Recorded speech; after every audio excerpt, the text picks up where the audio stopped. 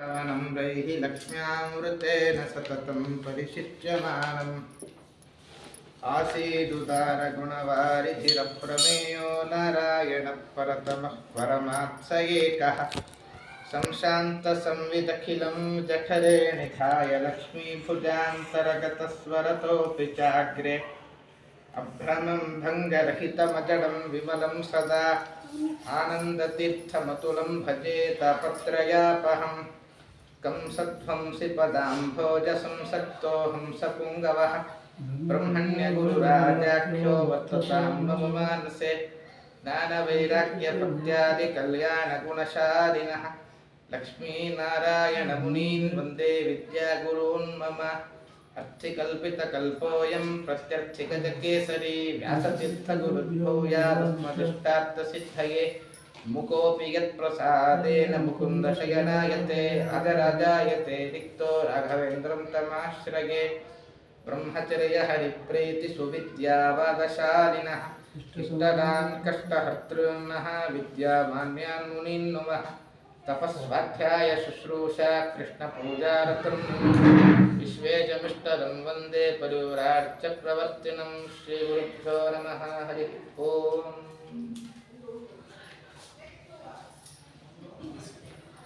ಗಣಪತ್ಯಂತರ್ಗತ ವಿಶ್ವಂಭರ ಹರಿವಂಶದ ಚಿಂತನೆಯನ್ನು ನಿರ್ವಿಘ್ನವಾಗಿ ಪೂರ್ಣ ಮಾಡಿ ಅಂತ ಪ್ರಾರ್ಥನೆ ಮಾಡ್ತಾ ಚಿಂತನೆಯನ್ನು ಆರಂಭ ಮಾಡೋಣ. ಹರಿವಂಶ ಅನೇಕ ರಾಜರ್ಷಿಗಳ ಚರಿತ್ರೆಯನ್ನು ನಿರೂಪಣೆ ಮಾಡ್ತಾ ಹೋಗುತ್ತೆ. ಕೆಲವು ರಾಜರ್ಷಿಗಳ ಚರಿತ್ರೆ ನಮ್ಮ ಜೀವನಕ್ಕೆ ಅತ್ಯಂತ ಹತ್ತಿರವಾದ ಪಾತ್ರಗಳು. ಅಲ್ಲಿ ವೈವಸ್ವತ ಮನುವಿಗೆ ಅನೇಕ ಜನ ಮಕ್ಕಳಿದ್ದರು. ಅಲ್ಲಿ ಪ್ರಸಿದ್ಧನಾದವ ಯಾರು ಅಂದರೆ ಅವನು ಇಕ್ಷ್ವಾಕು ಮಹಾರಾಜ. ಅವನಿಗೊಬ್ಬ ಮಗ ಆದ. ಎಷ್ಟು ಜನ ಮಕ್ಕಳು ಅಂತ ಅವನಿಗೆ 100 ಜನ ಮಕ್ಕಳಂತೆ. ಅದನ್ನು ಹರಿವಂಶ ಉಲ್ಲೇಖ ಮಾಡುತ್ತೆ. ಕ್ಷುವತಶ್ಚ ಮನೋಸ್ತಾತ. ಅವನು ಒಮ್ಮೆ ಸೀನಿದ್ದಂತೆ. ಒಮ್ಮೆ ಸೀನಿದ. ಆವಾಗ ಹುಟ್ಟಿದವ ಇಕ್ಷ್ವಾಕು. ಅವನ ತಂದೆ ಸೀನಿದಾಗ ಹುಟ್ಟಿದವನು. ಪ್ರಾಚೀನರಲ್ಲಿ ಸೃಷ್ಟಿಕ್ರಮನೇ ವಿಚಿತ್ರ. ಕೆಲವರು ಮನಸ್ಸನ್ನು ಹುಡುತ್ತಾರೆ, ಕೆಲವರು ದೇವರ ಕುರಿತಾದ ಒಂದು ಯತ್ನ ಮಾಡಿರ್ತಾರೆ, ಅದರಿಂದ ಹುಟ್ಟುತ್ತಾರೆ. ಇವನು ಮನುವಿಗೆ ಸೀನಿದಾಗ ಹುಟ್ಟಿದ ವ್ಯಕ್ತಿ. ಅವನಿಗೆ ಎಷ್ಟು ಮಕ್ಕಳಿದ್ದರು ಅಂದರೆ ತಸ್ಯ ಪುತ್ರ ಶತಂತ್ವಾಸಿ. ಅವನಿಗೆ 100 ಜನ ಮಕ್ಕಳಿದ್ದರು ಆ ಇಕ್ಷ್ವಾಕು ರಾಜನಿಗೆ. ಮತ್ತು ಬೇಕಾದಷ್ಟು ದಾನ ಮಾಡ್ತಾ ಇದ್ದ. ಅವನಿಗೆ 2 ಹಿರಿಯ ವಿಕುಕ್ಷಿ ಇದ್ದ.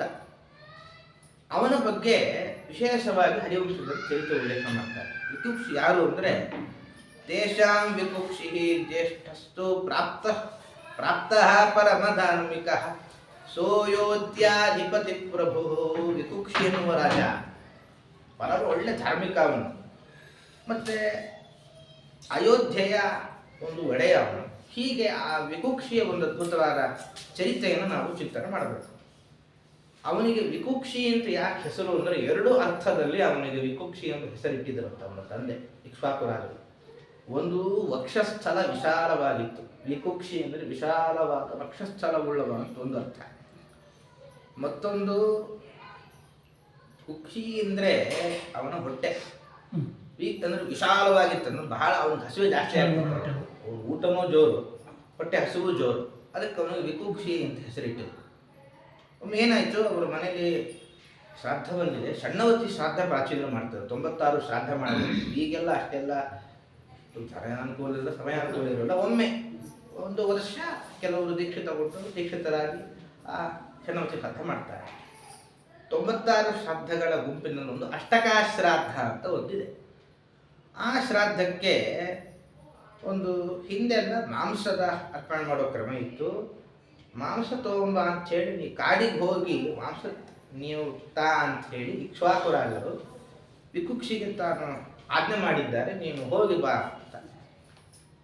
ಹಿಂದಿನ ಕಾಲದಲ್ಲಿ ಶ್ರಾದ್ದದಲ್ಲಿ ಮಾಂಸದ ಬಳಕೆ ಇತ್ತು. ಈಗ ಮಾಂಸ ನಿಷಿದ್ಧ.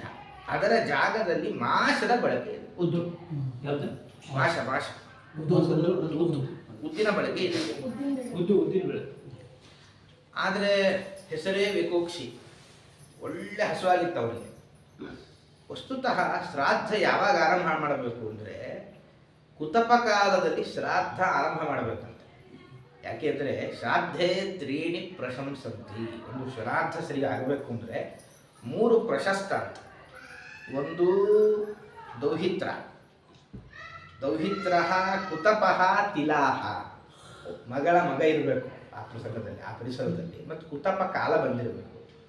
ಹಾಗೆ ತಿಲ ಎಂಡಿರಬೇಕು. ಇಷ್ಟಿತ್ತು ಅಂದರೆ ವಿಶೇಷ ಶ್ರಾದ್ದ ಪ್ರಶಸ್ತ ಆಗುತ್ತೆ. ಆದ್ದರಿಂದ ಕುತಪ ಕಾಲ ಅಂದರೆ ಕೂ ಅಂದರೆ ಭೂಮಿ, ತಪ ಅಂದರೆ ಸುಡೋದು.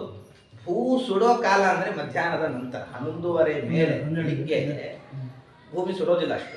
11:30 ನಂತರ ಶ್ರಾದ್ದ ಆರಂಭ ಆಗಬೇಕು. ಆ ಕಾಲದ ಹೊತ್ತಿಗೆ ನೀನು ಮಾಂಸ ತೆಗೆದುಕೊಂಡು ಬಾ ಅಂತ ಹೇಳಿ ಇಕ್ಷ್ವಾಕು ರಾಜರು ವಿಕುಕ್ಷಿಗಳಿಗೆ ತಾವು ಆದೇಶ ಕೊಟ್ಟಿರ್ತಾರೆ. ಈ ತಿಲಕ್ಕೆ ಯಾಕೆ ಮಹತ್ವ ಅಂದರೆ ತಿಲ ಅದು ಪರಮಾತ್ಮನ ಬೆವರಿನಿಂದ ಉಂಟಾದದ್ದಂತೆ. ಸ್ವೇದಜ ಅಂತ ಕರೀತಾರೆ. ಪರಮಾತ್ಮನಿಗೆ ಬೆವರು ಸಾಮಾನ್ಯ. ಬೆವರಿಗೆ ಏನು ಹೆಸರು ಅಂದರೆ ಶ್ರಮವಾರಿ ಅಂತ ಹೆಸರು.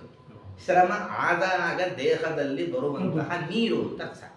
ಹಾಗಾದ್ರೆ ಪರಮಾತ್ಮನಿಗೂ ಶ್ರಮ ಉಂಟಾ ಅಂದರೆ ಪ್ರಶ್ನೆ ಬಂದರೆ ಅದಕ್ಕೆ ಹೇಳ್ತಾರೆ ಅದು ಮಹಾಲಕ್ಷ್ಮೀ ದೇವಿಯೇ. ಯಾಕೆಂದರೆ ವಾಯುದೇವರಿಗೆ ಶ್ರಮ ಇಲ್ಲ. ವಾಯುದೇವರಿಗೆ ಅಶ್ರಮ ದೇವತೆ ಹೆಸರು ವಾಯುದೇವರಿಗೆ. ಹೀಗಿರುವಾಗ ವಾಯುದೇವರನ್ನು ಹುಟ್ಟಿಸಿದ ಪರಮಾತ್ಮನಿಗೆ ಶ್ರಮ ಎಲ್ಲಿಂದ ಬರಬೇಕು ಮತ್ತು ಪರಮಾತ್ಮನಿಗೆ ಬೆವರಿಲಿಂದ. ಆ ಬೆವರಿಂದ ಇದು ಹುಟ್ಟೋದು ಹೇಗೆ ಅಂತಂದರೆ ಬೆವರಿನ ರೂಪದಲ್ಲಿ ಮಹಾಲಕ್ಷ್ಮೀ ದೇವಿಯೇ ಇರ್ತಾಳಂತೆ. ಬೆವರು ಜ್ಞಾನಾನಂದಾತ್ಮಕ ಮಹಾಲಕ್ಷ್ಮೀ ದೇವಿಯೇ ಪರಮಾತ್ಮನ ಬೆವರಿನ ರೂಪದಿಂದಿರ್ತಾಳೆ. ಆ ಮಹಾಲಕ್ಷ್ಮಿಯಿಂದ ಸೃಷ್ಟವಾದದ್ದು ತಿಲ, ಎಳ್ಳು. ಅದರ ಮಹತ್ವ ಶ್ರಾದ್ದದಲ್ಲಿ ಬಹಳ ಇದೆ. ಲಕ್ಷ್ಮಿಯ ಒಂದು ಅನುಗ್ರಹ ಇತ್ತು ಅಕ್ಷಯ ಆಗುತ್ತೆ. ಆದರೆ ಶ್ರಾದ್ದ ಪಿತೃಗಳಿಗೆ ಅಕ್ಷಯ ತೃಪ್ತಿ ಕೊಡಬೇಕು ಅನ್ನೋ ಕಾರಣಕ್ಕೋಸ್ಕರ ಲಕ್ಷ್ಮಿಯಿಂದ ಜನಿಸಿದ ತಿಲದ ಬಳಕೆ ಬಂತೆ ಶ್ರಾದ್ದದಲ್ಲಿ. ಇದನ್ನು ಒಂದು ಕಡೆ ದಾಸರ ಹೇಳ್ತಾರೆ. ದಾಸರ ಹೇಳುವಾಗ ಸ್ವೇದಾಪಳೆನಿಸಿ ಲಿಂಗಾಂಗ ಕೆಡಿಸುವಳು ಅಂತ. ಲಕ್ಷ್ಮಿ ಸ್ವೇದಾಪಳೆನಿಸಿ ಅಂದರೆ ವಿರಜಾ ನದಿ ಅಂತ ಏನಿದೆ ಅದು ಕೂಡ ಮಹಾಲಕ್ಷ್ಮ್ಯಾತ್ಮಕ. ಆ ಮಹಾಲಕ್ಷ್ಮೀ ದೇವಿ ಅದು ಸ್ವೇದಾಪ. ವಿರಜಾ ನದಿ ಅಂದರೆ ಬೆವರಿನ ರೂಪದಲ್ಲಿರುವ ಮಹಾಲಕ್ಷ್ಮಿ ಇನ್ನೊಂದು ರೂಪದಿಂದ ಇದ್ದಾಳೆ. ಅವಳು ತಾನು ವಿರಜಾ ನದಿ ರೂಪದಲ್ಲಿದ್ದು ಲಿಂಗಾಂಗ ಕೆಡಿಸುವಳು, ನಮ್ಮ ಲಿಂಗದೇಹ ಭಂಗ ಮಾಡ್ತಾಳೆ. ಸ್ವೇದಾಪಳಿನಿಸಿ ಅಂತ ದಾಸರಾಯರು ಸಂಗ್ರಹ ಮಾಡ್ತಾರೆ. ಸ್ವೇದಾಪಳಿನಿಸಿ ಅಂದರೆ ಲಕ್ಷ್ಮೀದೇವಿ ಬೆವರಿನ ರೂಪದಲ್ಲಿರ್ತಾಳೆ. ಆದ್ದರಿಂದ ತಿಲ ಅನ್ನೋದು ಪರಮಾತ್ಮನ ಬೆವರಿನ ರೂಪದಲ್ಲಿರುವ ಲಕ್ಷ್ಮಿಯಿಂದ ಜನ್ಯ ಅನ್ನೋದು ಅದರ ಮಹತ್ವ ಅಷ್ಟಿದೆ. ದೋಷ ಅದು ಜ್ಞಾನಾನಂದಾತ್ಮಕ. ಅದು ಜ್ಞಾನಾನಂದಾತ್ಮಕ. ಲಕ್ಷ್ಮಿ ಆ ರೂಪದಿಂದಿರೋದು. ಒಮ್ಮೆ ಏನಾಗಿರುತ್ತೆ, ಇವನು ಹೋಗಿರ್ತಾನೆ, ಮಾಂಸ ಸಿಕ್ಕಿರುತ್ತೆ. ಆದರೆ ತರೋ ಅಷ್ಟರಲ್ಲಿ ಮಾತ್ರ ಸಮಯ 11:30-4:00 ಆಗಿರುತ್ತೆ. ತಂದೆ ಪಾಪ ಶಾಸ್ತ್ರಕ್ಕೋಸ್ಕರ ಕಾಯ್ತಾ ಇದ್ದಾರೆ. ಪುರೋಹಿತರು ಬಂದರು, ಬ್ರಾಹ್ಮಣರು ಸಿದ್ಧ ಆದರು. ಮಗನ ಪತ್ತೆ ಇಲ್ಲ. ಯಾಕೆಂದರೆ ಪಿಂಡಾದಿಗಳು ಅರ್ಪಣೆ ಮಾಡಬೇಕು, ಇವನು ಪತ್ತೆ ಇಲ್ಲ. ಕೊನೆಗೆ ಅವನೇನು ಮಾಡಿದ್ರು, ತರೋದು ತಂದ ಲೇಟಾಗಿ ಭುಕ್ತಶೇಷ ಆಗಿತ್ತದು. ಯಾವುದೇ ಒಂದು ದೇವರಿಗೆ ಅರ್ಪಣೆ ಮಾಡಿದ್ದು ನಮ್ಮ ಸಂಪರ್ಕ ತಾಕಬಾರದು. ಅದಕ್ಕೋಸ್ಕರವೇ ಮಧ್ವಾಚಾರ್ಯರು ಮಧ್ವಿಜಯದಲ್ಲಿ ಒಂದು ಪ್ರಸಂಗ ಬರುತ್ತೆ. ರಾಮಾರ್ಚನೆಯೋ ನಯತ ಪ್ರಸೂನಂ ತ್ವಾಭ್ಯಾಂ ಕರಾಭ್ಯಾಂ ಭವತ್ ಪ್ರಯತ್ನಃ ಏಕೇನ ತೋಷ್ಣಾನಯತೋ ಗಿರೀಂದ್ರಂ ಸಂಜೀವನಾದ್ಯಾಶ್ರಯ. ಹನುಮಂತ ದೇವರಿಗೆ ಸಂಜೀವನ ಪರ್ವತ ತರುವಾಗಲಂತೂ ಆರಾಮಾಗಿ ಹೋದಂತೆ. ವಾಸುದೇವ ಹೇಳ್ತಾರೆ, ಎಷ್ಟಾರಾಮ. ಕ್ಷಿಪ್ತ ಪಶ್ಚಾತ್ ಸಲೀಲಂ. ಅದನ್ನು ಎಸೆದ್ರಂತಿ ಹನುಮಂತ ದೇವರು ಒಮ್ಮೆ ತಂದ ಮೇಲೆ. ಅದು ಕಲ್ಲಿನ ತುಂಡನ್ನು ಎಸೆಯುವಂತೆ ಎಸೆದ್ರೆ ಅದು ಎಷ್ಟು ಹೆಸರು ಎಲ್ಲಿಂದ ಕಿತ್ತು ತಂದಿದ್ರು ಅಲ್ಲಿಂದ ಹೋಗಿ ಕಿತ್ತು ತರದೇ ಇರುವ ರೀತಿಯಲ್ಲೇ ಅದು ಹಾಗೆ ಹೋಗಿ ಸೆಟ್ ಆಯ್ತಂತೆ. ಕೌಶಲ ಅಷ್ಟು ಸುಲಭವಾಗಿ ಅದರ ಕೌಶಲ ಇದೆ. ಆದರೆ ಒಂದು ಪುಷ್ಪ ತರುವಾಗ ಮಾತ್ರ ಬಹಳ ಶ್ರಮಪಟ್ಟು ತರ್ತಾ ಇದ್ರಂತ ಹನುಮಂತ ದೇವರು. ಯಾಕೆ ಅಂದರೆ ತನ್ನ ಉಸಿರು ತಾಕಬಾರದು ಅಂತ ವಾಯುದೇವರ ಕಥೆ ಇದೆ. ಹೀಗಿರುವಾಗ ಇವನೇನು ಮಾಡಿಬಿಟ್ಟ, ತಾನು ಮಾಂಸ ತಿಂದು ತಂದೆ ಇದು ಭುಕ್ತಶೇಷ ಅಂತ ಗೊತ್ತಾಯ್ತು. ತಂದೆ ಬೈದು ನಾ ಇರುವ ತನಕ ನೀವು ಬರಬಾರದು ಅಂತ ಅವನನ್ನು ಹೊರಹಾಕಿದನು. ಅಂದರೆ ಅಭಿಪ್ರಾಯ, ದೊಡ್ಡ ಮಗ, ದೊಡ್ಡ ಪ್ರೀತಿ ಇರಬೇಕು. ಆದರೆ ತಪ್ಪು ಮಾಡಿದ ಅನ್ನೋ ಕಾರಣಕ್ಕೆ ಅವನನ್ನು ಹೊರಗಿಟ್ಟಿದ್ದಾರೆ. ವಿಕ್ವಾಕುರಾಜರು ಮೃತರಾಗುವ ತನಕ ವಿಕುಕ್ಷಿಯಲ್ಲಿ ಬರಲೇ ಇಲ್ಲ. ಸಂದೇಶ ಪ್ರಾಚೀನರು ಮಕ್ಕಳು ಆಗಲಿ ಯಾರೇ ಆಗಲಿ ಅಧರ್ಮ ಅಂತ ಮಾಡಿದರೆ ಯಾವುದೇ ರೀತಿಯಲ್ಲಾದರೂ ಕೂಡ ಅವರು ಶಿಕ್ಷೆ ಕೊಡಲಿಕ್ಕೆ ಅವರನ್ನು ಸಂಪರ್ಕ ತಂದುಕೊಳ್ಳಿಕ್ಕೆ ತಯಾರಾಗ್ತಾ ಇದ್ರು. ಆದರೆ ಮಕ್ಕಳು ಅಥವಾ ಇನ್ಯಾರೋ ಅಧರ್ಮ ಅಂತ ಮಾಡಿದಾಗ ಅವರಿಗೆ ಸಪೋರ್ಟ್ ಮಾಡೋ ಬದಲು ಅದನ್ನು ನಾವು ಇದನ್ನಿಟ್ಟುಕೊಂಡು ಮನೆ ಹೊರ ಹಾಕೋ ತಾತ್ಪರ್ಯ ಅವ್ರನ್ನ ತಪ್ಪು ತಿದ್ದುವ ಪ್ರಯತ್ನ ಮಾಡಬೇಕು ಅಂತ ಹೇಳಿ ಪುರಾಣ ಉಲ್ಲೇಖ ಮಾಡುತ್ತೆ. ಇದು ಅವನ ಒಂದು ಚರಿತ್ರೆ. ಆ ವಿಪುಂಕ್ಷಿಯ ಪರಂಪರೆಯಲ್ಲಿ ಒಬ್ಬ ದೊಡ್ಡ ರಾಜ ಬರುತ್ತಾನೆ, ಬೃಹದಶ್ವ ಅಂತ. ಅವನ ಮಗ ಕುವಲಾಶ್ವ ಅಂತ. ಅವನ ಚರಿತ್ರೆಯನ್ನು ರೋಚಕವಾಗಿ ಪುರಾಣ ಉಲ್ಲೇಖ ಮಾಡುತ್ತೆ. ಕುವಲಾಶ್ವ ಅವನಿಗೂ ಮತ್ತೆ 100 ಜನ ಮಕ್ಕಳು. ಏನು ಅಂದರೆ ಅದು ಉಲ್ಲೇಖ ಮಾಡ್ತಾರೆ. ಅವ್ರು ಹೇಗಿದ್ರು ಅಂದರೆ ಕುವಲಾಶ್ವಸ್ಯ ಪುತ್ರಾಣ ಶತನುತ್ತಮ ಧನ್ವಿನ. ಹರಿವಂಶದಲ್ಲಿ ಮತ್ತೆ ಇವರ ಬರ್ತಾರೆ. ಅದು ಹರಿವಂಶ ಪ್ರಾಯ ಅವ್ರಿಗೆ ಅಷ್ಟು ಜನ ಮಕ್ಕಳು ಇಷ್ಟು ಜನ ಮಕ್ಕಳು ಅಂತ. ಯಾಕೆಂದರೆ ಸಂತಾನ ಪ್ರಾಪ್ತಿಗೋಸ್ಕರ ಇರೋದನ್ನೋ ಕಾರಣಕ್ಕೆ ಮತ್ತೆ ವೇದವ್ಯಾಸರು ಅಲ್ಲಲ್ಲಿ ಮಕ್ಕಳು ಎಷ್ಟು ಜನ 100, 200, 210, 20 ಮತ್ತು ಉಲ್ಲೇಖ ಮಾಡ್ತಾ ಇರ್ತಾರೆ. ಆದರೆ ಉಳಿದವರು ಮಾತ್ರ 3 ಜನ ಅಂತೆ. 97 ಜನ ಮೃತರಾಗ್ತಾರೆ, ಉಳಿಯೋದು 3 ಜನ. ಯಾಕೆ ಇವನ ಕಥೆ ಏನಾಯಿತು ಅಂದರೆ ಮಕ್ಕಳೆಲ್ಲ ಪ್ರಾಯಕ್ಕೆ ಬಂದಿದ್ದಾರೆ. ಸಾಮಾನ್ಯ ರಾಜರು ಮಕ್ಕಳಿಗೆ ಪಟ್ಟ ಉತ್ಸದ ಮೇಲೆ ತಾವು ವಾನಪ್ರಸ್ಥಕ್ಕೆ ಹೋಗಬೇಕು. ಇವನಿಗೇನೋ ಒಂದು ವೈರಾಗ್ಯ ಬಂತಂತೆ. ರಾಜ್ಯಲಕ್ಷ್ಮಿ ಬಿಟ್ಟು ಎಲ್ಲ ಮಕ್ಕಳಿಗೆ ತಾನು ಒಪ್ಪಿಸಿದ ಹೋಗಿ ರಾಜ್ಯಕ್ಕೆ ವಿಶ್ರಾಂತಿ ನೀಡಿ ಕಾಡಿಗೆ ಹೋಗಿ ಧ್ಯಾನಕ್ಕೆ ಹೋಗ್ತಾ ಇದ್ದಾನೆ. ಆವಾಗ ಪ್ರಯಾಂತಂ ಪ್ರತ್ಯವಾರೇತ್ ಉತ್ತಂಗ ಋಷಿಗಳು ಬಂದು ಅವನು ತಡಿತಾರಂತೆ. ಏನು ಅಂದರೆ ನೀನು ಮಾಡಿ ತಪ್ಪು ಅಂತ. ಯಾಕೆ ಅಂದರೆ ಅಲ್ಲೊಂದು ಅದ್ಭುತ ಸಂಗತಿ ಹೇಳ್ತಾರೆ. ಉತ್ತಂಕರಿಗೆ ಒಂದು ಸಮಸ್ಯೆ ಆಗಿತ್ತಂತೆ. ಏನು ಸಮಸ್ಯೆ ಅಂದರೆ ಅವರೊಂದು ಆಶ್ರಮದಲ್ಲಿ ವಾಸ ಮಾಡಿಕೊಂಡಿದ್ರು. ಆಶ್ರಮದ ಹತ್ತಿರ ಉದ್ಯಾನಕ ಅಂತ ಒಂದು ಸಮುದ್ರ, ಅದು ವಾಲುಕಾ ಸಮುದ್ರ ಅಂತ. ಅಂದರೆ ಈ ಉಸುಗಿನ ಸಮುದ್ರ. ಅದು ಎಷ್ಟು ತೋಡಿದ್ರು ಮರಳು ಸಿಗ್ತಾ ಇತ್ತು. ಒಂದು ಲೆಕ್ಕದಲ್ಲಿ ಇದು ಉದ್ಯಾನಕ ಸಮುದ್ರ ಅಂತಿತ್ತು. ಅಲ್ಲೊಬ್ಬ ದುಂಧು ಅಂತ ಒಬ್ಬ ಅಸುರ ಇದ್ದಂತ. ಅವನ ಕಾಟ ಏನಂದ್ರೆ ಅವನು ಆ ಉಸುಗಿನ ಕೆಳಗಿರ್ತಾ ಇದ್ದ. ವರ್ಷಕ್ಕೊಮ್ಮೆ ಮೇಲೆ ಬರೋದಂತ. ಅವನಿಂದ ಏನು ತೊಂದರೆ ಆಗ್ತಿತ್ತು ಅಂದರೆ ಸಾಮಾನ್ಯ ಒಳಗಿದ್ದಾಗ ಉಸಿರಾಟಕ್ಕೆ ತೊಂದರೆ ಆಗುತ್ತೆ. ಒಂದು ವರ್ಷಕ್ಕೆ ಆದಮೇಲೆ ಅವನು ಮೇಲೆ ಬಂದು ಒಂದು ಶ್ವಾಸೋಚ್ಛ್ವಾಸ ಮಾಡಿದ ಅಂದರೆ ಎಲ್ಲ ಧೂಳುಗಳು, ಎಲ್ಲ ಮರಳ ಧೂಳು ಅಷ್ಟು ಎದ್ದು ಸೂರ್ಯಮಂಡಲದ ತನಕ ವ್ಯಾಪಿಸ್ತಾ ಇತ್ತಂತೆ. ಒಮ್ಮೆ ಯಾವುದೋ ಒಂದು ಧೂಳು ವ್ಯಾಪಿಸಿದ್ರೆ ಬೇರೆ, ಇರೋ ಮರಳೆಲ್ಲ ಸೂರ್ಯಮಂಡಲದ ತನಕ ಹೋಗಿ ತಪ್ಪನೆ ಕೆಳಗೆ ಬಿದ್ದರೆ ಆ ಪರಿಸರದಲ್ಲಿ ಯಾವ ಋಷಿಗಳು ವಾಸ ಮಾಡ್ತಾ ಇದ್ರು ಅವ್ರ ನಾಶ ಆಗ್ತಾ ಇತ್ತು. ಋಷಿಗಳೆಲ್ಲ ಮರಳಲ್ಲಿ ಸಿಕ್ಕಿ ಬೀಳ್ತಾ ಇದ್ರು. ಹೀಗೆ ಅವನು ನಮ್ಗೆ ತೊಂದರೆ ಕೊಡ್ತಾನೆ. ಹೀಗೆ ಅವನ ತೊಂದರೆ ಇದು ಒಂದು ಮುಖ. ಮತ್ತು ಅಷ್ಟೇ ಇಲ್ಲ, ಇನ್ನೊಂದು ರಗಳೆ ಏನು ಅಂದರೆ ಅವನು ಬಾಯಿ ಬಿಟ್ಟರೆ ಬೆಂಕಿ ಬರ್ತಾ ಇತ್ತಂತೆ. ಬೆಂಕಿ ಅಂತ ಕೆಲವರು ಮಾತಾಡ್ತಾ ಇರ್ತಾರೆ. ಈ ಬೆಂಕಿನೇ ಬರೋದು. ಹೀಗೆ ಕಾಟ ಆಗಿದೆ ಅವನು. ಈ ಭಕ್ತಾನ ರಕ್ಷಣಂ ಕಾರ್ಯಂ ತ್ವಂತಾವತ್ ಕರ್ತು ಮರಹಸಿ. ರಾಜನಾದವ ವೈರಾಗ್ಯ ಅಂತ ಬಂದು ತಪಸ್ ಮಾಡ್ಲಿಕ್ಕೆ ನಾವೆಲ್ಲ ಇದ್ದೇವೆ. ನೀನು ಭಕ್ತರ ರಕ್ಷಣೆ ಮಾಡಬೇಕು. ನಿನಗೆ ವೈರಾಗ್ಯ ಬಂದು ಕಾಡಿಗೆ ಹೋಗ್ತೀನಿ ಇದ್ರೆ ನಮ್ಮನ್ನು ನೋಡುವವರು ಯಾರು?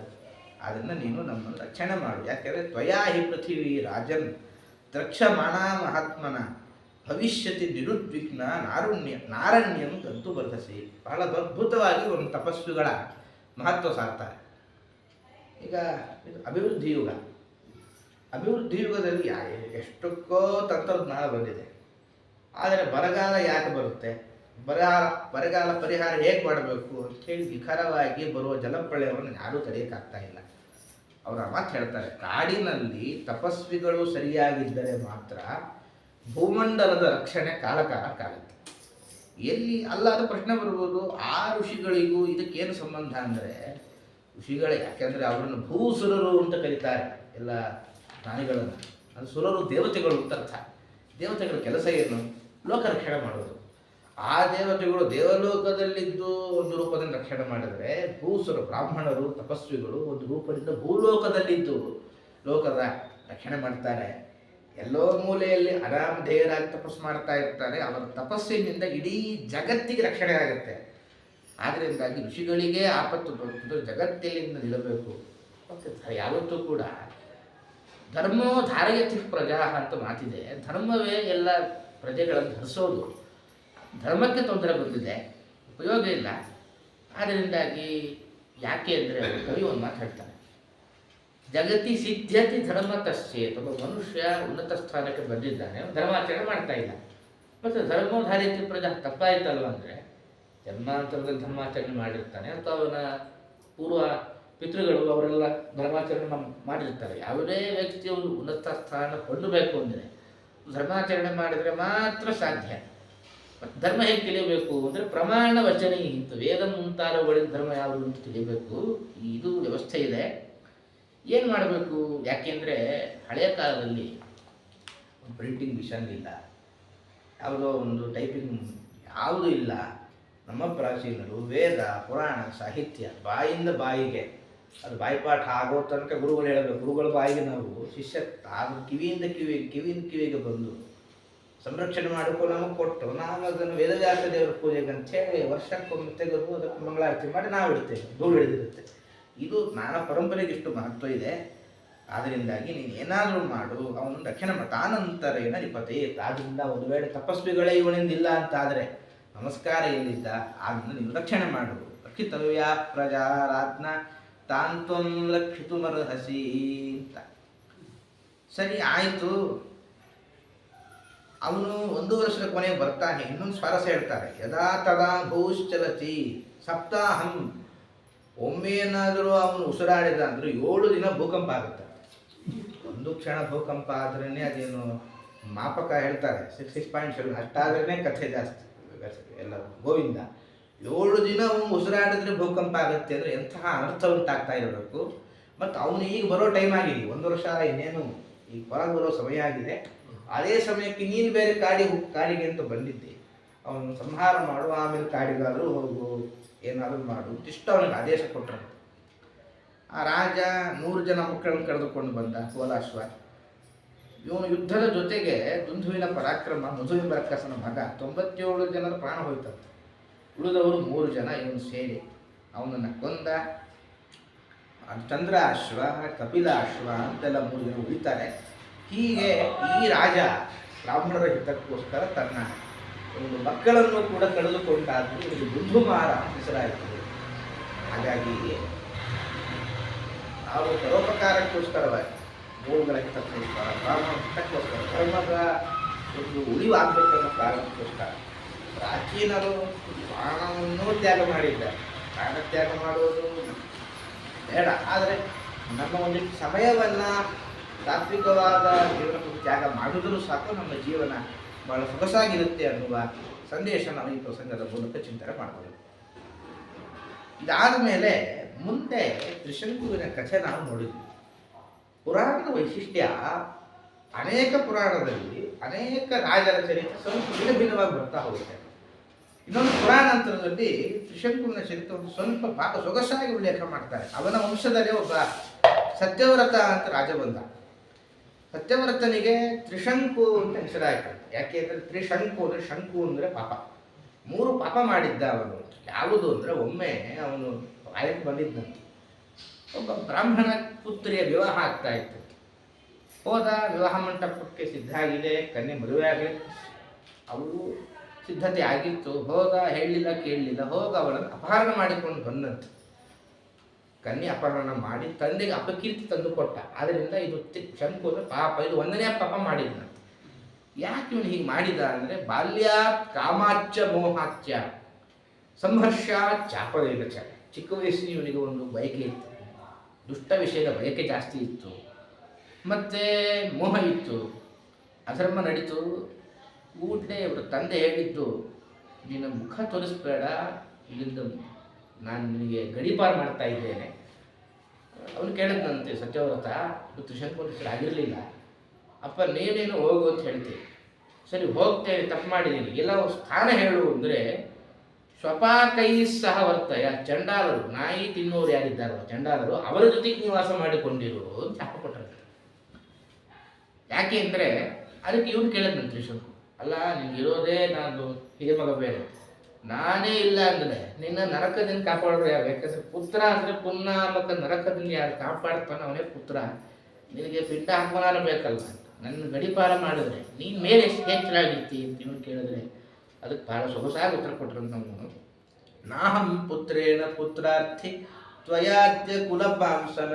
ನೀನು ನಮ್ಮ ಕುಲಕ್ಕೆ ದೊಡ್ಡ ಕಲಂಕ. ನಾನು ನಿನ್ನನ್ನಿಟ್ಟುಕೊಂಡು ಪುತ್ರವಂತ ಅಂತಾಗಿ ನನಗೆ ಶ್ರದ್ಧಾದಿಗಳು ಆಗಬೇಕು ಅಂತಲೂ ನಂಗೆ ಅಪೇಕ್ಷೆ ಇಲ್ಲ, ನಿನ್ನ ಮುಖ ತೋರಿಸ್ಬೇಡ, ಹೋಗು ಅಂತ ಕಳಿಸಿದ್ರಂತೆ. ಇವನು ಸಮರ್ಥನೆ ಕೊಟ್ಟನಂತೆ. ಅಪ್ಪ ನಾನು ಆಗ ವಸಿಷ್ಠ ಋಷಿಗಳು ಇದ್ದರು. ವಸಿಷ್ಠ ಋಷಿಗಳು ಈ ಸೂರ್ಯವಂಶದ ಪುರೋಹಿತರು. ಇವರು ಸುಮ್ಮನೆ ಇದ್ದರಂತೆ, ಏನು ಪ್ರತಿಕ್ರಿಯೆ ಕೊಟ್ಟಿರಲಿಲ್ಲ. ಆದ್ದರಿಂದ ಈ ತ್ರಿಶಂಕು ಸತ್ಯವೃತನಿಗೆ ಆ ವಸಿಷ್ಠನ ಮೇಲೆ ಕೋಪ ಇತ್ತಂತೆ.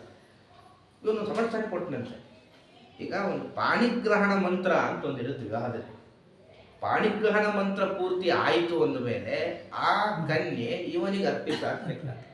ನಾನು ಆ ಮಂತ್ರ ಹೇಳೋಕ್ಕಿಂತ ಮುಂಚೆಲೆ ಹಾರಿಸ್ಕೊಂಡು ಬಂದೆ ಅವಳನ್ನು.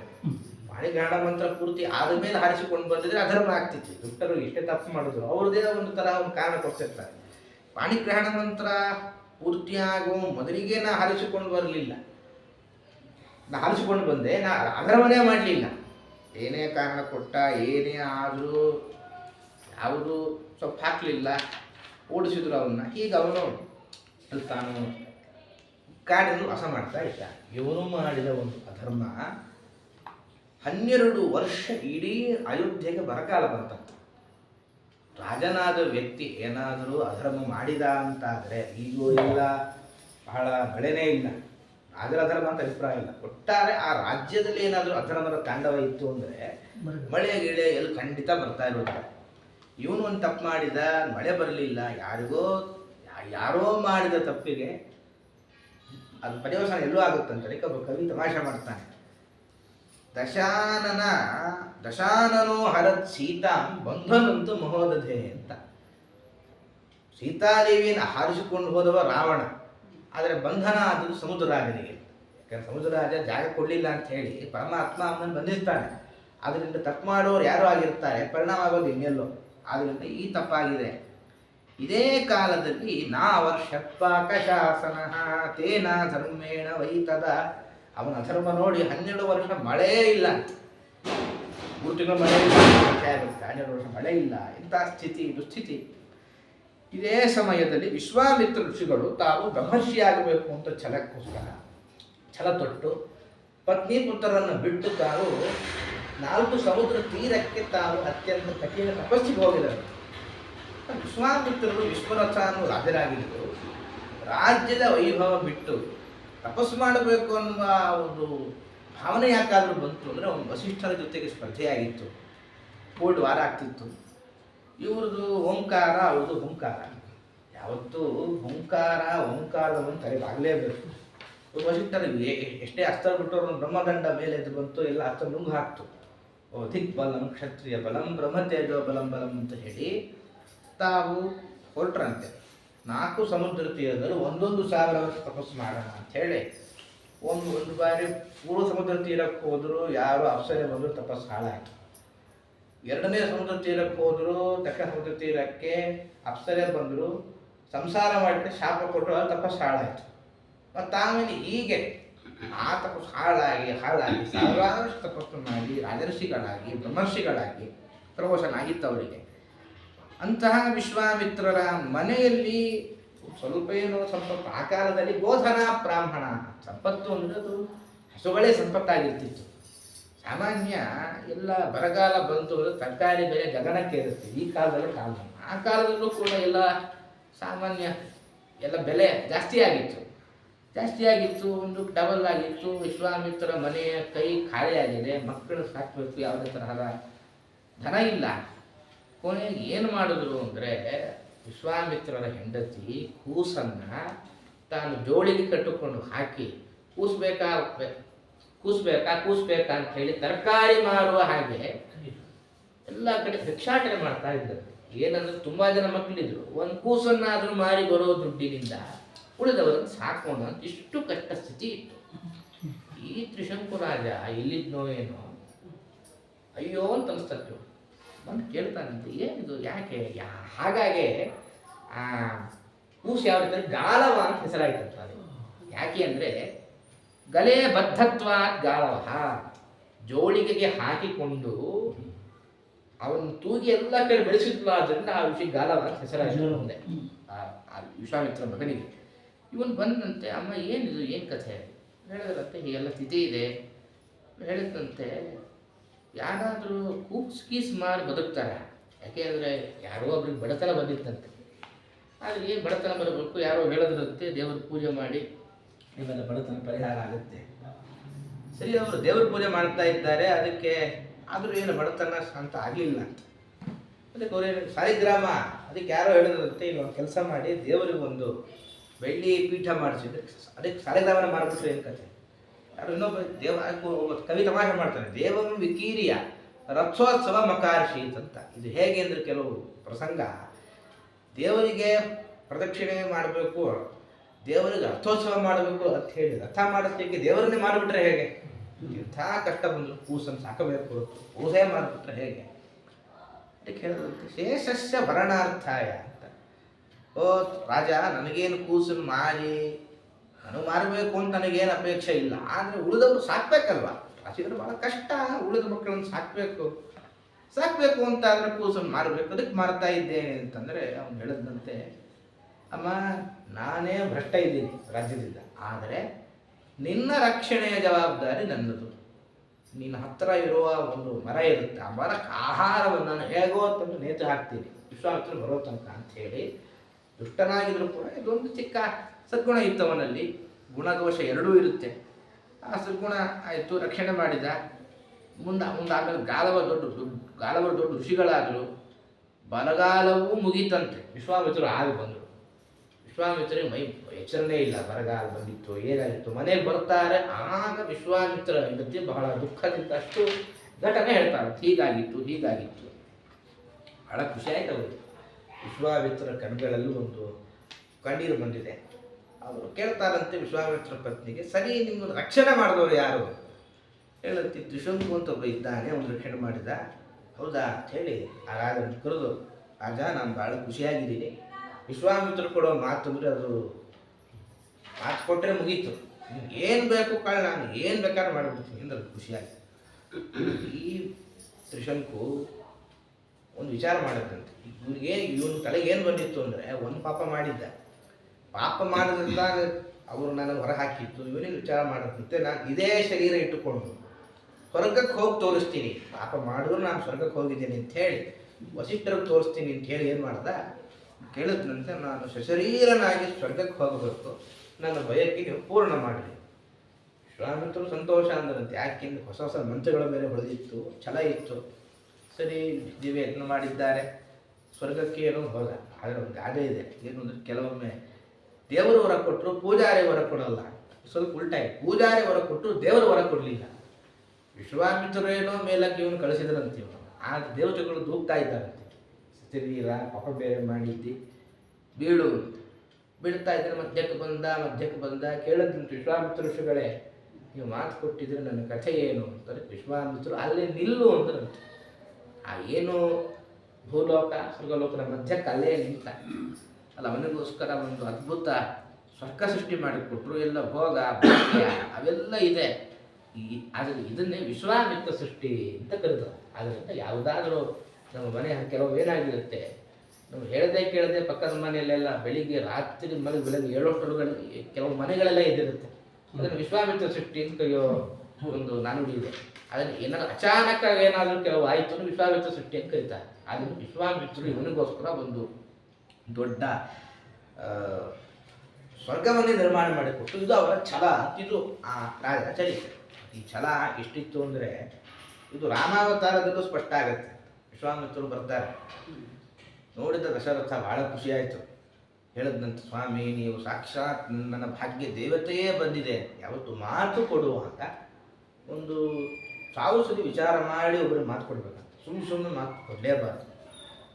ಕೇಳಿದ, ಸರಿ ಏನು ಬೇಕಾದರೂ ಕೇಳಿ ಕೊಟ್ಟು ಬಿಡುತ್ತೇನೆ. ಹೌದಂದ್ರಂತೆ, ಯಜ್ಞದ ರಕ್ಷಣೆ ಆಗಬೇಕು, ಅವಶ್ಯ ನಾನು ಬೇಕಾದ್ರೆ ಬರ್ತೀನಿ, ನೀನಲ್ಲ. ಸೈನ್ಯನೂ ಅಲ್ಲ, ಮಕ್ಕಳು ಅಂದರು. ಅವನ ಲೆಕ್ಕ ಭಾರತ ಆಗಿರುತ್ತಾ ಆಗ ಕಳಿಸ್ತೀನಿ ಅಂತ ದಶರಥ. ವಿಶ್ವಾಮಿತ್ರನ ಭರತ ಅಲ್ಲ ಮಾರಾಯ, ದೊಡ್ಡವ ಇದ್ದ ರಾಮಚಂದ್ರ, ಅವನನ್ನು ಕಳಿಸು.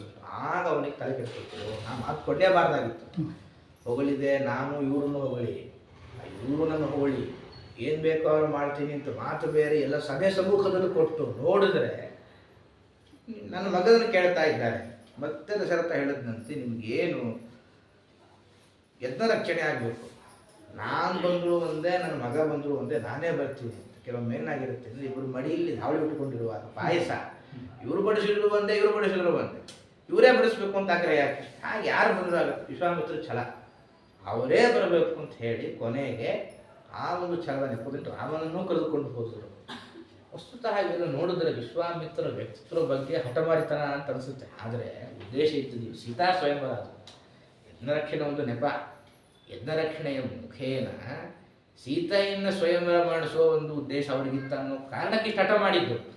ಆದರೆ ಇದು ಗೊತ್ತಿಲ್ಲ ದಶರಥ, ನಾನೇ ಬರ್ತೀನಿ, ಈಗಾಗಲೇ 350 ಜನ ಹೆಂಡತಿರವರು, ಜೊತೆಗೆ 3, ಅದು ಯಾಕೆ ಕಷ್ಟನಾಗಿತ್ತು ಅಂದರೆ ಆ ಕಾಲಕ್ಕೆ ಪರಶುರಾಮರು ಲೋಕದಲ್ಲಿ ಸಂಚಾರ ಮಾಡಿ ದುಷ್ಟಕ್ಷತ್ರಿಯರನ್ನು ನಾಶ ಮಾಡ್ತೀನಿ ಅಂತ ಅವರು ಪ್ರತಿಜ್ಞೆ ಇರ್ತಿತ್ತು. ಯಾರಾದರೂ ಕ್ಷತ್ರಿಯ ವಿವಾಹದ ಮಂಟಪದಲ್ಲಿದ್ದರೆ ನಾನು ಅವ್ರನ್ನ ಕೊಲ್ಲೋದಿಲ್ಲ ಪ್ರತಿಜ್ಞೆ ಇತ್ತಂತೆ. ಪರಶುರಾಮರ ಕಂಡ್ರೆ ಎಲ್ರಿಗೂ ಭಯ. ಪರಶುರಾಮದೇವ್ರ ಪ್ರತಿಜ್ಞೆ ಇತ್ತು. ಯಾರೋ ಗಾಳಿ ಸುದ್ದಿ ಇತ್ತು ಆ ಕಾಲಕ್ಕಿರುತ್ತೆ, ಏನೇನೋ ಹಬ್ಬಿಸ್ತಾ ಇರೋರು, ತುಂಬ ಸತಿ ಹಬ್ಸೋರಂತೆ. ರಾಜ ದಶರಥ ಅಯೋಧ್ಯೆ ಪಕ್ಕದಲ್ಲೇ ಬಂದ್ಬಿಟ್ರು. ಅಲ್ಲೊಂದು ನಂದಿಗ್ರಾಮ ಅಂತಿದೆ ಅಯೋಧ್ಯೆ ಹತ್ರ. ಆ ನಂದಿಗ್ರಾಮಕ್ಕೆ ಬಂದ್ಬಿಟ್ಟು ಪರಶುರಾಮದೇವರು ನೆಕ್ಸ್ಟ್ ತಿಥಿ ನಿಂದೆ ಹಬ್ಬಿಸ್ತಾ ಇದ್ರು. ಹಾಗೆ ಗಾಳಿ ಸುದ್ದಿ ಬಂದಾಗಲಿಲ್ಲ ಅವನೊಂದು ಮದುವೆ ಆಗಿ ಆ ಲೆಕ್ಕದಲ್ಲಿ 350 ಜನ ಈಗಾಗಲೇ ಮದುವೆ ಆಗಿದ್ದಂತೆ, ಅಲ್ಲಿ ಸಂತಾನ ಆಗಿರಲಿಲ್ಲ. ವಸ್ತುತಃ ಈಗ ಸೀತೆ ಸ್ವಯಂವರ ಆಗಬೇಕು.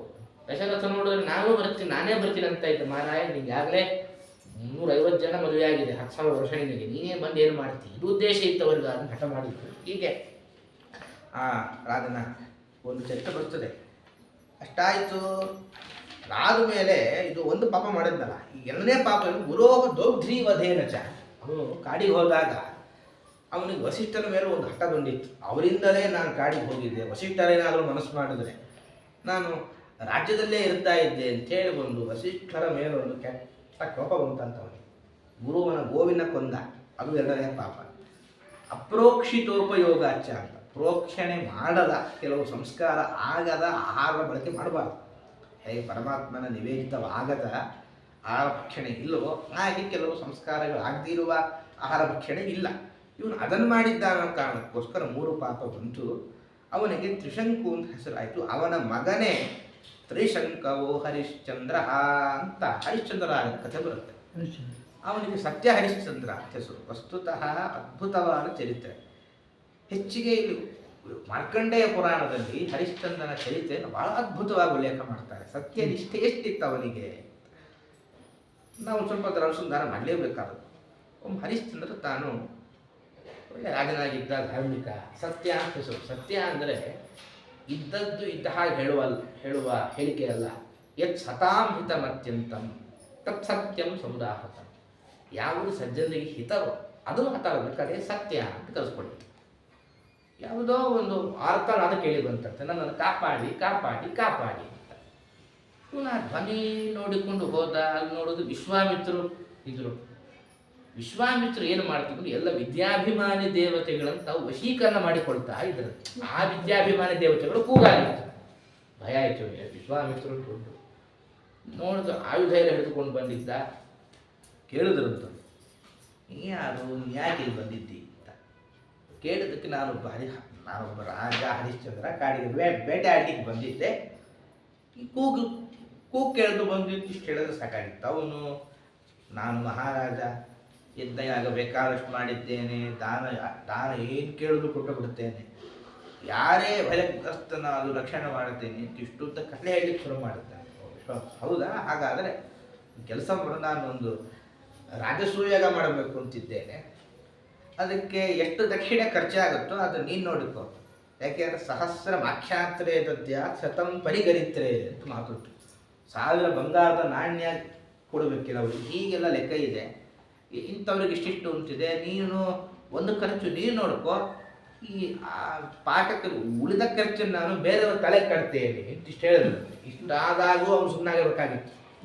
ಋಷಿಗಳಿಗೆ ಏನಿದು, ನೀವು ನನ್ನ ಅವಮಾನ ಮಾಡ್ತಾ ಇದ್ದೀರಲ್ಲ, ಇದು ಕ್ಷುದ್ರವಾದ ದಾನ. ಹೇಗೆ ಬಲಿಚಕ್ರವರ್ತಿ ಅವನಿಗೆ ಯಾವುದೋ ಚಿಕ್ಕ ದಾನ ಕೇಳ್ತಿದ್ದಿ, 3 ಹೆಜ್ಜೆ ಭೂಮಿ, ಯಾವುದೋ ಬೇರೆ ಏನಾದ್ರು ಕೇಳ್ಕೊಟ್ಟು ಬಿಡ್ತೇನೆ ಅಂತ ಅನ್ನೋ ಹಾಗೆ ಪರಮಾತ್ಮನ ವಿಶೇಷ ಸನ್ನಿಧಾನಗಳು ವಿಶ್ವಾಮಿತ್ರ ಹತ್ತಿರವೇ ಮಾತಾಡಿದ್ದು ಅಹಂಕಾರದಿಂದ. ಶುದ್ಧ ದಾನ ಯಾಕೆ ದೊಡ್ಡದು ಕೇಳಿ ಆಮೇಲೆ ಚಿಕ್ಕದು ಕೊಡಿ ಹೇಳಿದ ವಿಶ್ವಾಮಿತ್ರರು. ನನ್ನ ಹತ್ರ ಮಾತು ಕೊಟ್ಟವರು ಮಾತು ತಪ್ಪಿದ್ರೆ ಆಗುವ ಅನರ್ಥ ಜಾಸ್ತಿ. ಮಾತು ಕೊಡೋವನ್ನ ವಿಚಾರ ಮಾಡು. ಕೊನೆಯ ವಾರ್ನಿಂಗ್, ಲಾಸ್ಟ್ ವಾರ್ನಿಂಗ್ಗೆ ನಾನು ಮಾತು ಕೊಟ್ಟು ಮುಗೀತು, ದೊಡ್ಡದು ಕೇಳಿ ಆಮೇಲೆ ಇದನ್ನು ಕೊಡ್ತೀನಿ. ಹೌದಾ? ಅವ್ರು ಅಂದಂತೆ ನನಗೆ ನೀನು ಭೂದಾನ ಮಾಡು ಮಾಡಿದ ಸಂಕಲ್ಪ. ಭೂದಾನ ಅನುಕರಿಸಿ ಅದಕ್ಕೆ ವಿಶ್ವಾಸ. ಬರೀ ಭೂದಾನ ಅಲ್ಲ ರಾಜ, ನೀನು ಇಡೀ ಪಟ್ಟಣ ಇಡೀ ಭೂಮಂಡಲ ಅದು ದಾನ ಮಾಡಿಕೊಡ್ಬೇಕು. ಮತ್ತೆ ಅದು ಕ್ರಮ ಇರ್ತದೆ. ಕೆಲವು ಭೂದಾನ ಮಾಡ್ತಾರೆ. ಭೂದಾನ ಅಂದರೆ ಮನೆಯ ಸಾಮಾನೆಲ್ಲ ಬೇರೆ ಕಡೆ ಸಾಗಿಸಿ ಭೂದಾನ ಅಲ್ಲ. ಮನೇಲಿ ಏನೇನೇನೇ ಸಾಮಾನು ಇರುತ್ತೋ ಹುಟ್ಟ ಬಟ್ಟೆ ಸಮೇತ ಕೋಪಿಯಿಂದಲ್ಲಿದ್ರು ಹುಟ್ಟ ಬಟ್ಟೆ ಸಮೇತವೇ ದಾನ ಮಾಡ್ಬೋದು ಭೂದಾನ. ನಾನು ಹೇಳ್ತದ್ದು ಆ ಭೂದಾನ. ಎಲ್ಲ ಕೋಶ ಗೀಶ ದುಡ್ಡು ಗಿಡ್ಡು ಎಲ್ಲ ಸಮೇತ ದಾನ ಮಾಡು. ಮಾತು ಕೊಟ್ಟಿದ್ದಾನೆ, ಇಷ್ಟ ಇತ್ತು. ಭೂದಾನ ಕರೀಶಿ ಅಂತ ದತ್ತಂನ ನುಮ ಅಂತಂದ ಕೊಟ್ಟ. ಆಮೇಲೆ ಕೇಳಿದರಂತೆ ಈಗ ದಕ್ಷಿಣೆ ಕೊಡು. ದಕ್ಷಿಣೆ ಎಲ್ಲಿಂದ ಕೊಡಬೇಕು? ಮುಂಚೆ ಆದರೂ ಅಂದುಕೊಂಡಂತೆ ನಾನು ಮುಂಚೆ ಆದ್ರೂ ಕೊಟ್ಟಿದ್ರೆ ಆಗ್ತಿತ್ತು. ನಾನೇ ಒಂದು ಮಾತಿಗೆ ಸಿಕ್ಕಿಬಿದ್ದೆ. ನಂಗೆ ಗೊತ್ತಿಲ್ಲ. ಅವನು ಇವನು ಕೇಳಿದಂತೆ, ರಾಜ ಕೆಲಸ ಮಾಡಿ ಹೆಂಗೋ ದಾನ ಕೊಟ್ಟಿದ್ದೀನಿ, ಬೀಗದ ಕೈ ಕೊಟ್ಟು ಬಿಡಿ. ಎಷ್ಟು ಬೇಕು ನಾನೇ ಕೊಡ್ತೀನಿ. ನಾನು ದತ್ತಾಪಹಾರ ಅಂತ ದೋಷ ಬರುತ್ತೆ. ಕೊಟ್ಟ ಮೇಲೆ ನನ್ನ ಅವಶ್ಯಕತೆ ಇದೆ ಅಂತ ಹೇಳಿ ಮತ್ತೆ ಸ್ವಲ್ಪ ಒಂದು ಯಾರಿಗೋ ವಾರದಾನ ಮಾಡಿರ್ತೇವೆ. ಮಾಡಿದ್ಮೇಲೆ ಸ್ವಲ್ಪ ನಂಗೆ ಎಲ್ಲಿ ಹೋಗ್ಬೇಕಾಗಿರುತ್ತೆ, ಒಂದು ಸ್ವಲ್ಪ ಕೊಟ್ಬಿಡಿ, ಒಂದು 2 ತಿಂಗಳು ಇಟ್ಕೊಂಡು ಕೊಡ್ತೀನಿ ಅಂತ ಹೇಳಿ ಆಗೋಲ್ಲ. ದತ್ತ ಆವಾಗ ದೋಷ ಬರುತ್ತೆ. ಏನಾರು ಮಾಡಿ ನನಗೆ ಗೊತ್ತಿಲ್ಲ, ನನಗೆ ದುಡ್ಡು ಕೊಡೋದು. ಸರಿ, ಅವನು ಏನು ಮಾಡ, ಒಂದು ತಿಂಗಳು ಕಾಲ ಅವಕಾಶ ಬೇಕು ಅಂತ ಹೇಳಿ ಸಮಯ ಕೇಳಿರುತ್ತೆ. ಸರಿ ಅಂತ ಅವ್ರಂತೂ ಏನು ಮಾಡಿದ್ರು. ಅಯೋಧ್ಯೆಗೆ ನೋಡಿದ್ರೆ ಈ ಸ್ಥಿತಿ ಇಲ್ಲ, ದೇಶಾಂತರಕ್ಕೆ ಹೋಗಬೇಕು. ಅದಕ್ಕೆ ಅವ್ರು ಅಂದ್ರಂತೆ ಇಡೀ ಭೂಮಂಡಲ ನಮ್ಮದು, ಈ ರಾಜ್ಯ ಬಿಟ್ಟು ಬೇರೆ ಕಡೆನೇ ಹೋಗ್ಬೋದು. ಅವರು ಕಾಶಿ ಅವನ ಆಳ್ವಿಕೆ ಒಳಪಟ್ಟೇ ಇರಲಿಲ್ಲ. ಕಾಶಿಗೆ ಹೋಗೋಣ ಅಂತ ಹೇಳಿ ಸಂಕಲ್ಪ ಮಾಡಿದ. ಪತ್ನಿ ಪುತ್ರರನ್ನು ಕರೆದುಕೊಂಡ ಕಾಶಿಗೆ ಹೊರಟ. ಅದು ಭಿಕ್ಷೆ ಬೇಡೋ ಪ್ರಸಂಗ ಬಂತು. ಯಾಕೆ ಅಂದರೆ ದುಡ್ಡು ಸಂಪಾದನೆ ಹೇಗಾಗಬೇಕು, ಭಿಕ್ಷೆ ಬೇಡ್ತಾ ಹೋದಂತೆ. ಇಂಥ ರಾಜ ಒಂದು ಮಾತು ಕೊಟ್ಟ, ಮಾತನ್ನು ನಡೆಯಬೇಕು ಅಂಥೇಳಿ ಯಾವುದೇ ವಿಕಾರ ಇಲ್ಲ, ಭಿಕ್ಷೆ ಬೇಡ್ತಾ ಹೋಗ್ತಾ ಇದ್ದಾರೆ. ಅಯೋಧ್ಯೆ ಪ್ರಜೆಗಳನ್ನು ಅಡ್ಡ ಹಾಕಿದ್ರು. ಸ್ವಾಮಿ ನೀವೇನು ತಪ್ಪು ಮಾಡಿದ್ದೀರಾ? ಯಾಕೆ ಯಾರೇ ಆಗಲಿ ಒಂದ ಮಾನಭಂಗ ಮಾಡಿರಬೇಕು ಅಥವಾ ಬ್ರಹ್ಮಹತ್ಯೆ ಪಾಪ ಮಾಡಿರಬೇಕು. ಇಷ್ಟಾದರೆ ಮಾತ್ರ ಅವರಿಗೆ ದೇಶದಿಂದ ಉಚ್ಚಾರಕ್ಕೆ ನೀವೇನು ಪಾಪ ಮಾಡಿದಿರ, ಅದು ಯಾವುದೋ ಋಷಿಗಳು ಅದು ಯಾವುದೋ ಮಾತು ಕೊಟ್ಟರಂತೆ, ಅದಕ್ಕೆಲ್ಲ ನೀವು ಇಲ್ಲೇ ಇರಬೇಕು ಅಂತ ಇವ್ರ ಹಠ. ವಿಶ್ವಾಮಿತ್ರರು ಒಂದು ಬೆತ್ತ ಇಟ್ಕೊಂಡು ಬಂದ್ರು. ನೋಡು ರಾಜ ಇಲ್ಲೇ ಇದ್ದಾನೆ ಅಂತ ಹೇಳಿ ಇವ್ರು ಹೋಗಲ್ಲ ಅಂತ ಹೇಳಿ ಎಲ್ಲ ಇದೊಂದು ಪರೀಕ್ಷೆ ಮಾಡಬೇಕು ಅಂತ ದೇವರ ಸಂಕಲ್ಪ. ಇವನು ನೋಡಿದ್ರೆ ಸಮಾಧಾನ ಮಾಡುತ್ತಾ ಇದ್ದಾನೆ. ಒಂದು ಬೆತ್ತ ಇಟ್ಟುಕೊಂಡು ಹೊಡಿಯಕ್ಕೆ ಬಂದರು. ಯಾರಿಗೆ? ಆ ಹರಿಶ್ಚಂದ್ರನಿಗೆ. ಹೆಂಡತಿ ಗಾಬರಿ ಆಯ್ತು. ಯಾಕಂದ್ರೆ ಯಾವುದೇ ಪತ್ನಿಗೆ ತನ್ನ ಪತಿ ಅವಮಾನ ಆಗುತ್ತೆ ಯಾರಿಗೂ ಸಹಿಸಲ್ಲ. ಯಾರಾದರೂ ಬಂದು ಚೆನ್ನಾಗಿ ಬೈತಾ ಇದ್ದಾರೆ, ಖುಷಿಯಾಗುತ್ತೆ, ಇನ್ನೂ ಬೈರಿ ಅಂತೇಳಿ ಯಾಕೋ ಖುಷಿಯಾಗಿ ಇರೋದಿಲ್ಲ. ಒಳ್ಳೆ ಪತಿವ್ರತ ಸ್ತ್ರೀ. ಪೆಟ್ಟಿಗೆ ತಾನು ಪೆಟ್ಟು ತಿನ್ನೋಣ ಅಂತ ಹೇಳಿ ಅವಳು ಅಡ್ಡ ಬಂದಂತೆ. ಆ ಜೋರಾದ ಬೆತ್ತದ ಪೆಟ್ಟು ಅವಳಿಗೆ ಬಿತ್ತಂತೆ. ಪಾಪ ಇವನಾದರೆ ಗಟ್ಟಿ ಇದ್ದ, ಪೆಟ್ಟಿಗೆ ಏನೋ ಅಷ್ಟು ನೋವಾಗ್ತಿತ್ತು, ಆದರೆ ಅದನ್ನು ತಡೆಯುವ ಸಾಮರ್ಥ್ಯ ಇತ್ತು. ಪತ್ನಿ ಅಬಲೆ, ಜೋರ ಪೆಟ್ಟಾಯಿತು, ವಿಲ ಒದ್ದಾಡ್ತಾ ಇದ್ದಾಳೆ. ವಿಶ್ವಾಮಿತ್ರರು ಆಗಲೂ ನಿರ್ವಿಕಾರವಾಗಿ ರಾಜನಿಗೆ ಎಲ್ಲ ಪ್ರಜೆಗಳಿಗೆ ಭಯ ಆಯ್ತಂತೆ. ಎಲ್ಲರೂ ಓಡಿ ಹೋಗಿದ್ದಂತೆ. ಯಾಕಂದರೆ ಋಷಿಗಳು ಅಂದರೆ ಮೊದಲು ಭಯ, ಬೇರೆ ಶಾಪ ಅಸ್ತ್ರ ಒಂದಿರುತ್ತೆ, ಬೆತ್ತ ಬೇರೆ ಹಿಡ್ಕೊಂಡು ಬಂದಿದ್ದಾರೆ. ಮತ್ತು ಆಮೇಲೆ ನಮ್ಮ ಕತೆ ನಾವ್ಯಾಕೆ ಬಿಡ್ತೀವಿ ನೋಡ ಅಂತ ಹೇಳಿ ಎಲ್ಲ ಪ್ರಜೆಗಳು ತಾವು ಜಾಗ ಖಾಲಿ ಮಾಡಿದ್ರು. ವಿಶ್ವಾಮಿತ್ರರು ಅವರ ಮಗ, ಹೆಂಡತಿ, ಇಷ್ಟು ಜನ ಮಾತ್ರ ಇದ್ದಾರೆ. ಇದು ವಿಶ್ವೇ ದೇವತೆಗಳು ಮೇಲೆ ನೋಡ್ತಾ ಇದ್ದಾರೆ. ಶಾಸ್ತ್ರದ ರಕ್ಷಣೆ ಮಾಡೋದು ವಿಶ್ವೇ ದೇವತೆಗಳು. ಅವರು 10 ಜನ ಗುಂಪಿದ್ರು.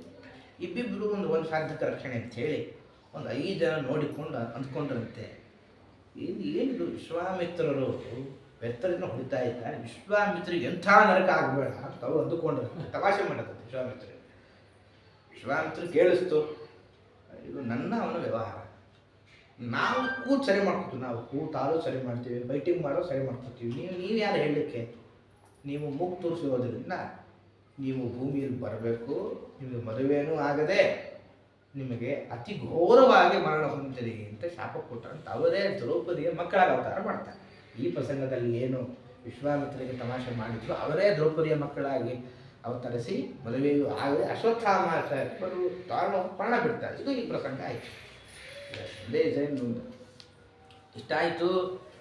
ಹಾಗಾಗಿಯೇ ನಾವು ಯಾರಿಗೂ ಕೂಡ ಆಡಿಕೊಳ್ಳಬಾರದು ಇದು ಸಂದೇಶ. ಕೆಲವರು ಇರ್ತಾರೆ ಆಡಿಕೊಳ್ಳಬಾರದು, ಆಡಿಕೊಂಡ್ರೆ ವಿಶ್ವಾಮಿತ್ರ ಋಷಿಗಳು ಅಥವಾ ಎಲ್ಲ ದೇವತೆಗಳು ಗುಪ್ತ ಅಷ್ಟು ದೇವತೆಗಳು ಅಂತಿರ್ತಾರೆ. ನಾವೇನು ಆಡಿಕೊಳ್ತಾ ಇದ್ದೇವೆ, ಅವ್ರಿಗೇನೋ ಒಂದು ದೋಷ ನಾವು ತಮಾಷೆ ಮಾಡಕ್ಕೆ ಹೋದರೆ ಅಷ್ಟು ಒಂದು ನಮಗೂ ಆ ದೋಷ ಅಂಟುತ್ತೆ. ಅಕಸ್ಮಾತ್ ಆಡಿಕೊಂಡು ಇನ್ನೊಬ್ರಿಗೆ ಕೇಳಿಸ್ದೇ ಇರೋದಾದ್ರು ಆ ಸಾಮರ್ಥ್ಯ ಅಂತೂ ನಮಗಿಲ್ಲ. ಹಾಗೆ ಖಂಡಿತ ಆಡಿಕೊಂಡ್ರೆ ಏನು ಅರ್ಥ ಅನ್ನೋದು ಸ್ಪಷ್ಟಾಗತ್ತೆ. ಸರಿ, ಇವನು ಕಾಶಿಗೆ ಬಂದ, ಕಾಶಿಗೆ ಬರೋಷ್ಟರಲ್ಲಿ 1 ತಿಂಗಳು ಆಗೋಗಿತ್ತು. ಇವನು ಟೈಮ್ ಕೇಳಿದ್ದು 1 ತಿಂಗಳು.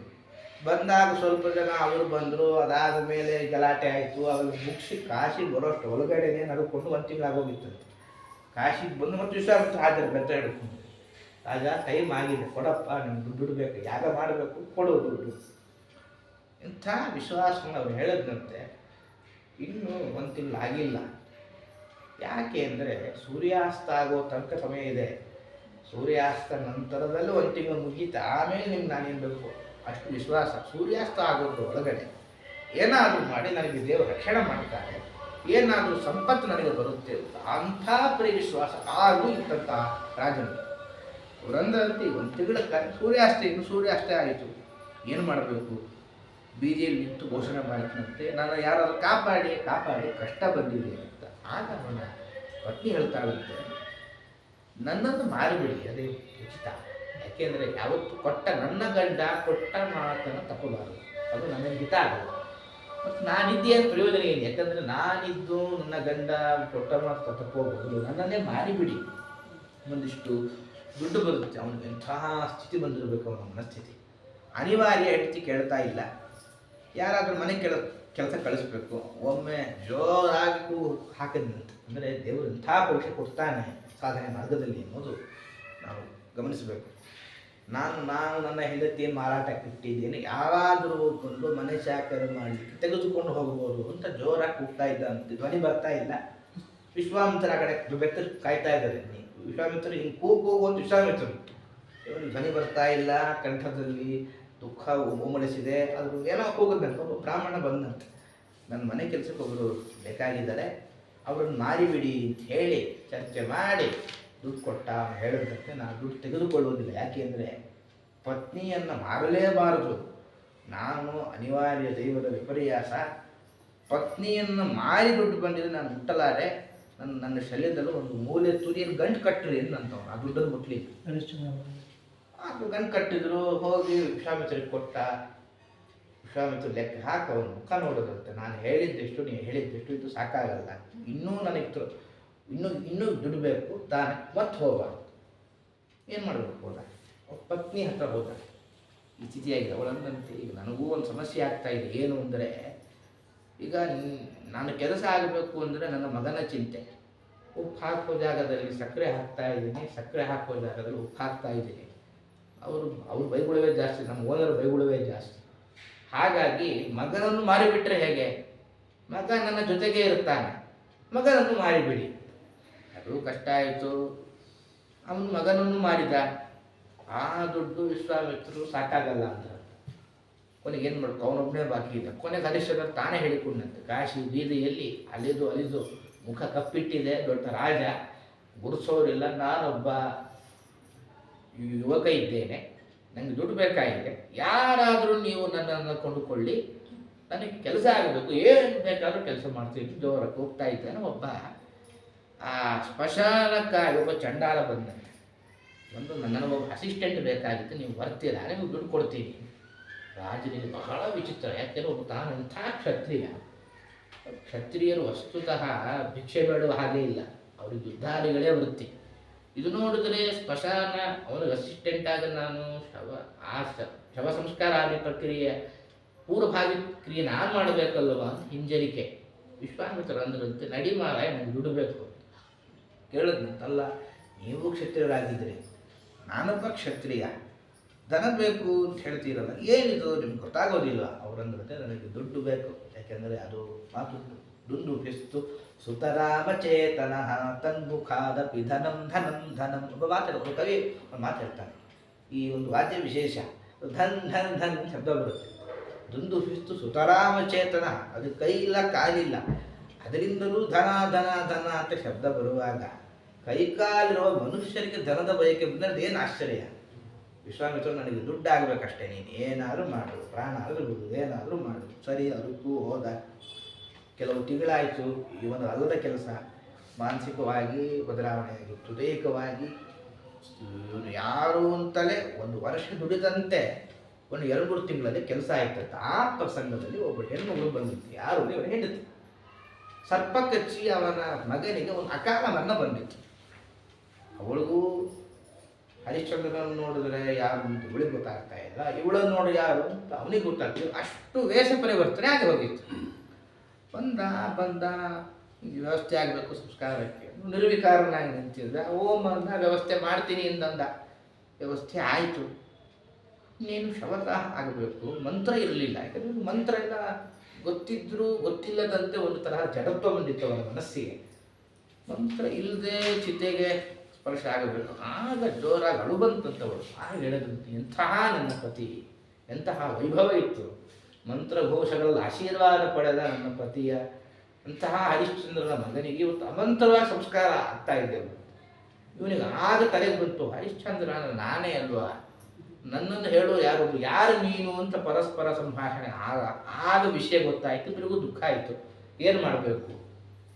ಕೊನೆಗೆ ಹರಿಶ್ಚಂದ್ರನೇ ಒಂದು ತೀರ್ಮಾನ ಮಾಡಿದಂತೆ ಒಂದು ಕೆಲಸ ಮಾಡೋಣ, ನಾವು ಸಮೇತ ಅಗ್ನಿ ಪ್ರವೇಶ ಮಾಡಿಬಿಡೋಣ ಅಂತ. ಯಾಕೆಂದರೆ ವಿಶ್ವಾಮಿತ್ರರಿಗೆ ಮಾತು ಕೊಟ್ಟಿದ್ದೇನೆ, ದಕ್ಷಿಣೆ ಅಂತೂ ಕೊಡೋ ಹಾಗಿಲ್ಲ, ನಾವೇ ಇಬ್ಬರು ಸೇರೋಣ, ಅಗ್ನಿ ಪ್ರವೇಶ ಮಾಡೋಣ ಅಂತ ಹೇಳಿ ಏನೋ ಒಂದಿಷ್ಟು ಮಂತ್ರಗಿಂತ್ರ ಎಲ್ಲ ಹೇಳಿ ಅಗ್ನಿ ಪ್ರವೇಶ ಸಿದ್ಧರಾಗಬೇಕು. ಒಂದು ಕ್ಷಣ ತಡಿ ಎಂದಂತೆ ಹರಿಶ್ಚಂದ್ರ. ಯಾಕೆ ಅಂದರೆ ಸ್ಮಶಾನ ಕಾಯುವವನಿಗೆ ನಾನು ದಿನ ಒಂದಿಷ್ಟು ನನ್ನ ವೇತನ ಸಂಬಳ ಆ ದಿನದ ಒಂದು ಭಾಗ ಕೊಡ್ತಾ ಇದ್ದೆ. ನನ್ನ ನಂಬಿಕೊಂಡು ಅವನಿರ್ತಾನೆ, ಪಾಪ ಅವನೆಲ್ಲೋ ಹೋಗಿದ್ದಾನೆ. ಇವತ್ತು ನಾನೇನಾದ್ರು ಪ್ರಾಣ ಬಿಟ್ಟುಬಿಟ್ರೆ ಅವನ ನಂಬಿಕೆಗೆ ದ್ರೋಹ ಆಗುತ್ತೆ ಅಂತೇಳಿ ಅವನ ಪ್ರಾಣವೇ ಉಳಿಯೋ ಸ್ಥಿತಿಯಲ್ಲಿಲ್ಲ. ಈ ಸ್ಥಿತಿಯಲ್ಲೂ ಕೂಡ ಕೊಟ್ಟ ಮಾತಿಗೆ ನಾನು ತಪ್ಪೋದಿಲ್ಲ ಅನ್ನೋ ದೀಕ್ಷೆ ಆ ರಾಜನಿಗಿತ್ತು. ಒಂದು ಕ್ಷಣ ಕಾಡಿ ತಡಿಯನ್ನಂತೆ ಅವನು ಬಂದ. ಅವನು ದುಡ್ಡು ಕೊಟ್ಟ ಇನ್ನೇನು ಸ್ಮಶಾನಕ್ಕೆ ಬರಬೇಕು. ಕೂಡಲೇ ಅವನ ಮೇಲೆ ಒಂದು ಹೂಮಳೆ ಬೇಕಂತೆಲ್ಲ ದೇವತೆಗಳು ಸಾಕ್ಷಾತ್ ಯಮನೆ ಬಂದು ಅವನನ್ನು ಹೊಗಳಿ ಸತ್ತ ಮಗನನ್ನು ಬದುಕಿ.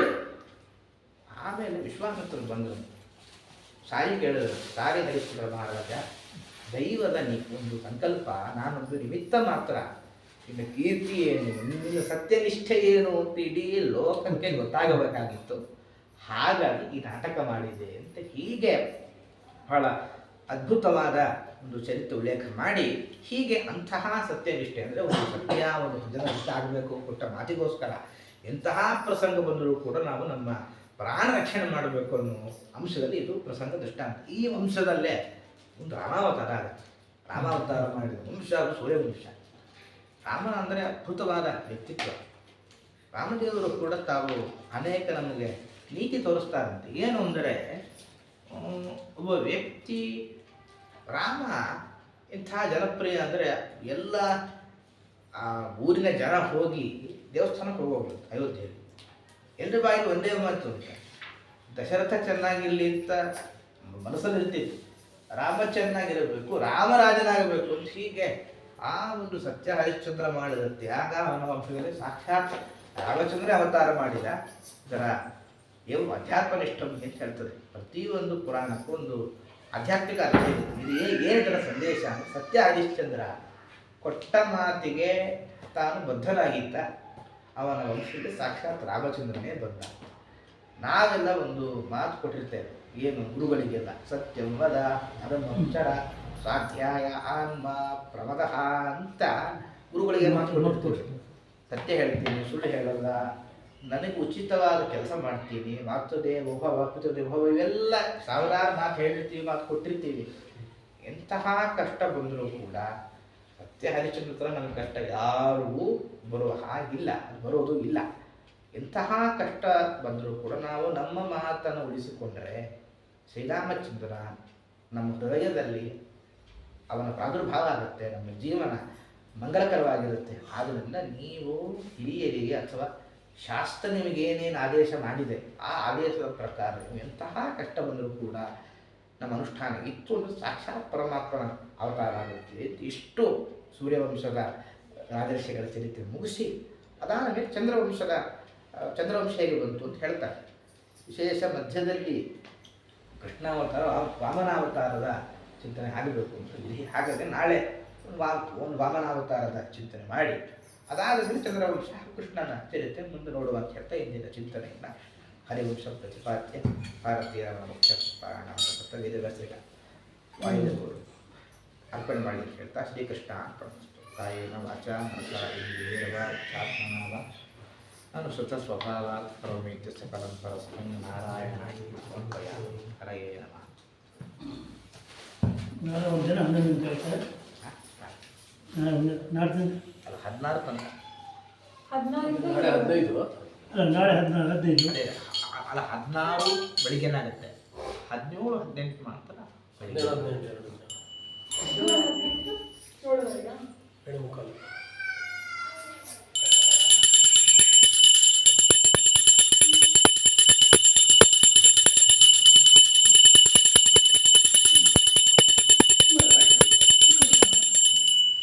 ಹರಿಯೋ